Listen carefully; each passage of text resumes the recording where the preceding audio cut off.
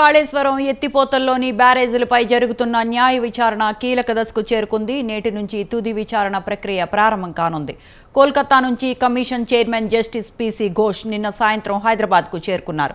గతంలో ఆర్థిక శాఖ మంత్రిగా విధులు నిర్వర్తించిన ప్రస్తుత మల్కాజ్గిరి ఎంపీ ఈటెల రాజేందర్, గతంలో సాగునీటి పారుదల శాఖ మంత్రిగా పనిచేసిన హరీష్ రావులను ఈ వారంలోనే విచారణకు పిలిచే అవకాశం ఉన్నట్లు సమాచారం.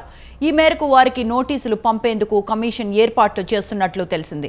ఇదే అంశానికి సంబంధించిన మరిన్ని అప్డేట్స్ మా కరెస్పాండెంట్ సవీన్ ఫోన్ లైన్లో అందిస్తారు. Saveen, good morning. దీనికి సంబంధించిన అప్డేట్స్ ఏంటి? కాళేశ్వరం ప్రాజెక్టుకు సంబంధించి విచారణ తుది దశకు చేరుకోబోతోంది. ముఖ్యంగా జస్టిస్ పినాకి చంద్రబోస్ అధ్యక్షతన ఆయన నేతృత్వంలో సింగిల్ మెన్ కమిషన్ ను కాళేశ్వరం కమిషన్ పేరుతో కాంగ్రెస్ పార్టీ అధికారంలోకి వచ్చిన తర్వాత ఏర్పాటు చేసింది. ముఖ్యంగా కాళేశ్వరం ప్రాజెక్టు వ్యయానికి సంబంధించి అధిక వ్యయం ఖర్చు పెట్టారనేది గత ప్రభుత్వంపై ఉన్నటువంటి అభియోగం. అదేవిధంగా మేడిగడ్డ, అన్నారం, చుందిల్లా బ్యారేజీల నిర్మాణాలకు సంబంధించి పూర్తిగా అప్పటి ప్రభుత్వంలో ఉన్నటువంటి మాజీ ముఖ్యమంత్రి కేసీఆర్ కావచ్చు, హరీష్ రావు, అదేవిధంగా ఇతర నేతలు కీలకంగా వ్యవహరించి ఆ 3 బ్యారేజీలు ఆ ప్రాంతంలో ఆ స్థలంలో నిర్మించడం కోసం వారే మొత్తం ప్రక్రియ అంతా పూర్తి చేశారు. వారి ఆధ్వర్యంలోనే ఇదంతా జరిగింది అనేది ప్రధానమైన మరో అభియోగం. ఈ అంశాలపైనే కాళేశ్వరం కమిషన్ ను రాష్ట్ర ప్రభుత్వం ఏర్పాటు చేసింది. 1,00,000 కోట్లు కాళేశ్వరానికి దుర్వినియోగం అయ్యాయంటూ కూడా గతంలో కాంగ్రెస్ పార్టీ ప్రతిపక్షంలో ఉన్నప్పుడు ఆరోపించింది. అధికారంలోకి వచ్చిన తర్వాత అదే రకమైన ఆరోపణలు చేస్తూ వస్తోంది. ఇప్పటికే కమిషన్ గడువు ఫిబ్రవరి నెలాఖరుతో ముగియబోతోంది. మార్చి లేదా ఏప్రిల్ నెలలో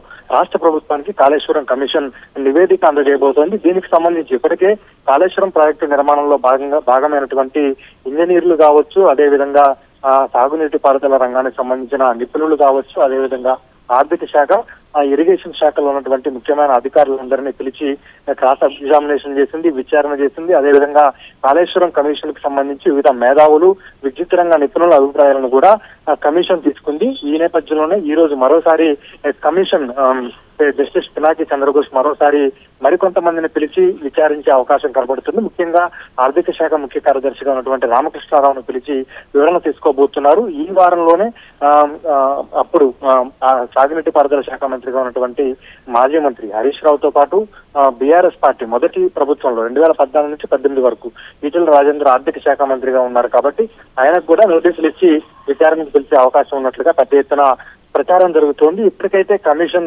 చైర్మన్ జస్టిస్ పినాకి చంద్రబోస్ నిన్న హైదరాబాద్ వచ్చారు. ఈ రోజు నుంచి కమిషన్ తుది దశకు సంబంధించినటువంటి విచారణ ప్రారంభమవుతున్న నేపథ్యంలో ఎట్లాంటి చర్యలు తీసుకోబోతుంది, కమిషన్ పరంగా జస్టిస్ పినాకి చంద్రబోస్ ఎట్లాంటి నిర్ణయాలు తీసుకుంటారు, మాజీ మంత్రులకు నోటీసులు ఇచ్చి విచారణకు పిలుస్తారా, లేకపోతే కేవలం వివరణతోటే లేఖల ద్వారా వివరణ ఇవ్వాలంటూ సరిపెడతారనేది ఇక్కడ కీలకమైన అంశంగా మారిందని చెప్పుకోవచ్చు.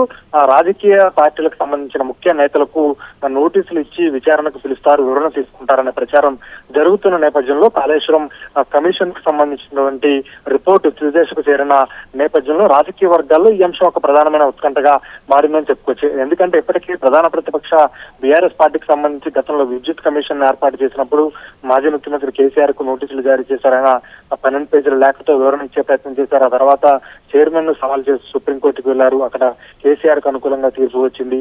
మరొక BRS party working president KTR formula ఈ కార్ రేసులో ఏసీబీ, ఈడీ విచారణలు ఎదుర్కొంటున్న నేపథ్యంలో బీఆర్ఎస్ పార్టీకి సంబంధించిన మాజీ మంత్రులు కావచ్చు, ఒకనొక దశలో మాజీ ముఖ్యమంత్రి కేసీఆర్ ను కూడా వివరణ తీసుకునే ప్రయత్నం కాళేశ్వరం కమిషన్ చేస్తుందన్న ప్రచారం జరిగింది. కాబట్టి ఆ commission chairman justice Pinaki Chandrabose తీసుకునే నిర్ణయం పైనే ఇప్పుడు రాజకీయ నేతలకు నోటీసులు ఇస్తారా లేదా అనేది ఆధారపడి ఉందని చెప్పుకోవచ్చు.